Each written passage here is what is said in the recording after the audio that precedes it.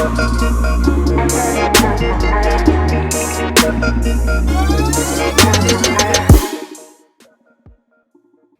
and welcome to Biz Headlines on GhanaWeb TV. My name is Ernestina Sewa Asante. To our very first story, Fitch has downgraded Ghana's sovereign debt to restrictive default. According to Fitch Ratings, this is due to missed payments on some local currency-denominated bonds issued prior to the domestic debt exchange program. In May this year, Fitch Ratings upgraded Ghana's LTLC IDR to CCC from RD, following the completion of the debt exchange program on February 21st this year.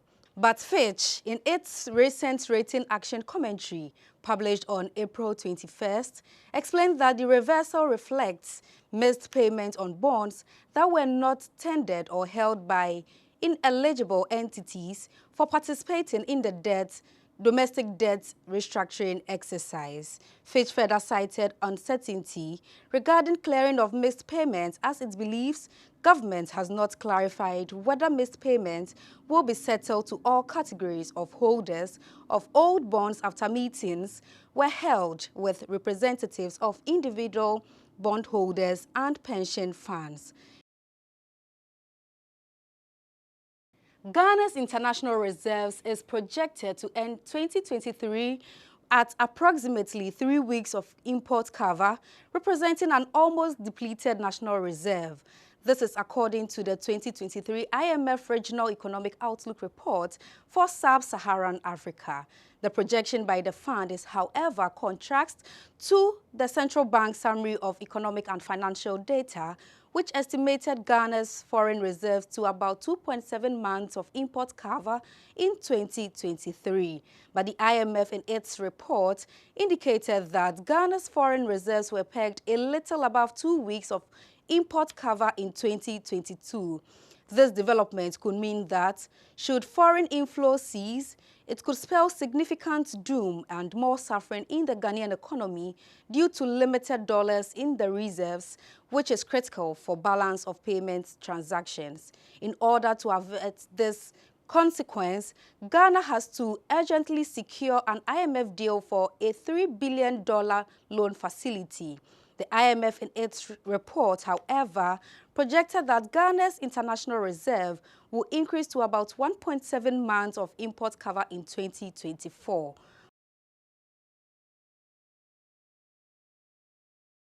Now to job creation, Vice President Dr. Mahamudu Bawumia has said his government has created 2 million jobs for the youth in the past 6 years, despite the outbreak of the COVID-19 pandemic and the Russia-Ukraine war. He added that the 2 million jobs created do not include jobs created by government under the Planting for Foods and Job Initiative and NAPCO. While commending the youth for their determination and innovative ways in recent times, the Vice President entreated them to take advantage of government's programs. Citing digital innovation as an example, he said the youth can take advantage of this program to promote their business.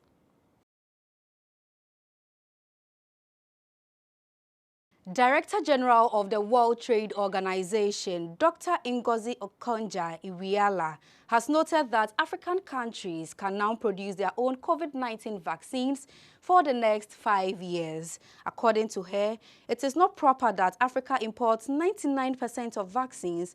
Therefore, the WTO has held the agreement from countries to produce their own vaccines without fear of being sued for patent theft. We were also able at this ministerial to have an agreement to introduce more flexibilities, a waiver on the patent on vaccines, so that African countries and other countries can manufacture their own vaccines. It is not proper that we import 99% of the vaccines we use on the continent and 90% of our other pharmaceuticals.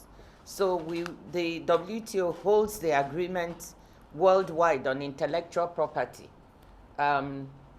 So for vaccines, we're able to waive that so that we can manufacture for a period of 5 years I know that His Excellency, Mr. President, has worked really hard to start vaccine manufacturing in Ghana. So one of the things that I hope we can talk about is the efforts for that, because now you have a bit of an open space for the next 5 years to produce vaccines without being afraid that someone is going to sue you for the patent right. So that is a very important thing. About 23 banks in the country are expected to lose about 6.1 billion cedis as a result of the reduced coupon rate and the extension of the maturity period from 5 to 15 years. This is according to an analysis of the Domestic Debt Exchange Program report. The analysis of the Domestic Debt Exchange Program by Dr. Richmond Etuahene and KB Frimpong reported that banks would have earned a cash flow of approximately 10.1 billion cedis during the period of an original coupon rate of 19.3% per annum.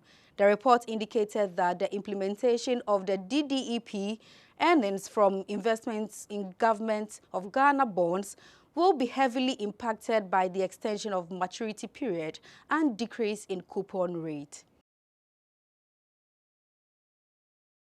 Just as businesses are saddled with taxes to allow government to rake in some revenue for the country, the Executive Director of CDD Ghana, Professor Henry Kwesi Prempeh, has opined that it is about time churches were roped into the tax net as well.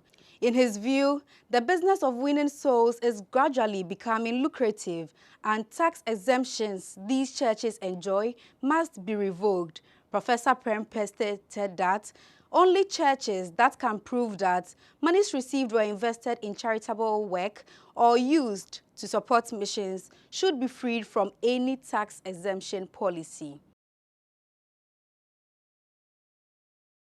Thank you for watching Biz Headlines on GhanaWeb TV with me, Ernestina Sewa Asante. There are more stories on www.ghanaweb.com. Do well to follow us on all social media platforms on Facebook, Instagram, and Twitter at the GhanaWeb. On YouTube, GhanaWeb TV. Once again, my name is Ernestina Sewa Asante. Do have a lovely weekend.